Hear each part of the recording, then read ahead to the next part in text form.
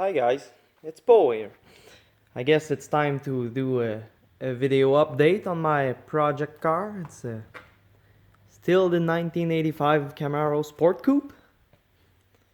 Uh, it's about time I do a video on it since I think the last time was in December. The car was a bare shell, not a single parts on it, but well, the interior, yes, I haven't really messed with it, except maybe the wheels, the 4th gen pedal. I had to cut a bigger shifter hole, but not really bigger, but more backyard. So far, everything's coming together pretty good. I'm super happy about it. Almost done. Just need a few things. I've got the 4th gen rear axle. It's a 94. I had to change the carrier because it was a broken LSD. So it's got an Eaton, I think, with a 410 gear, since I have a T56 in it. Also the 94 converted to LS. In the rear I have so I don't think it's called a spacer. I just have a little shim to clear the fender well. Brand new brake. I'm still missing the brake cable. I've got a nice set of C5 magnesium wheels. Also have a set of Z06 from a C5, but I think they're just a bit too aggressive for our bad road here. In the front I went with the LS1 front brake. I should have got a bigger one, but at the beginning I wanted to keep the 16 IROC wheels or the later style Z28, but now that I have these, the brakes are almost too small. But got the 2 inches spacer in front, since it's the factory 3rd gen with the C5 wheels. The beautiful LS1 front brake. I guess it's already better than the factory 10.5. In the engine bay, it's my bone stock 5.3. Nothing to impress anybody, since it's stock. 4th gen rad, 4th gen fan. Since it used to be a 2.8, the factory radiator was way smaller. I've got the Racing Innovation long tube headers. It fits well. They are really tight with the frame, but I'll think they'll clear at the end. Like I said, it's almost done. My wiring seems okay. The car does fire up, but the PCM still locked, so I can't let it run. I'm almost ready to get it flashed and unlocked, so I can prime my coolant system and make the exhaust. Or maybe I'll start by making the exhaust first. I'm not sure. Right now I've made a big mistake and bought another car, as stupid as I am. But what do you want? It's too late, and I'm a bit of an addict of GM, so I just got another one. I'm super happy the headliner hasn't fall off, because it's really humid in this barn. It's not really a real garage, but it gets the job done. I changed the wheel for a Grant. A bit sad that it came with the arm button. I have to gather one from another steering wheel. Change the radio, the 80s looking one I had before. You can see it in the older video where I was too shy to even try to speak. Well, I'm not the best, but I'm pretty sure you can understand. I've got the 4th gen seat. It's a bit ugly and dirty, but I guess I prefer these to the factory one. I'm not keeping the car stock. I'm just making it more reliable and more fun to drive. Right now the stock intake will do. It's ugly, but one day I'll try to finish my 6 liter, but maybe get an aftermarket wiring loop and in PCM, but right now I'm using what I have and making the best I can. It's not the prettiest job, but I'm sure they're worse out there. I've completely removed the 2.8 harness. It's right there. I've made my little fuse box with the pink wire from the factory coil. Normally it drives my relay that drives the fuse box. Once the fuse box is on, my fuel pump will work. I do have a kill switch under the dash, just because I wanted one. Other than that, the underneath is clean. There used to be a ton of grease and rust proofing.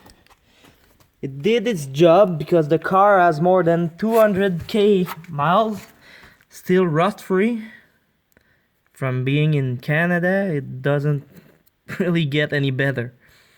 Super happy. I went with the WS6 Weber from a GTA. Also the steering box, it's installed. I did the Astro shaft and bearing upgrade. The fuel tank is cleared because I was so happy to find out it was still shiny after removing all the grease. It was a real pain. Sadly, I don't have the adjustable Wonder Bar, even though I have a Pro Kit drop. But I went with what I had. I found a really good deal on these, and I couldn't say no. Paint all the floor. Here's the Ollie transmission cross member. It does fit very well. The long tube are not too low.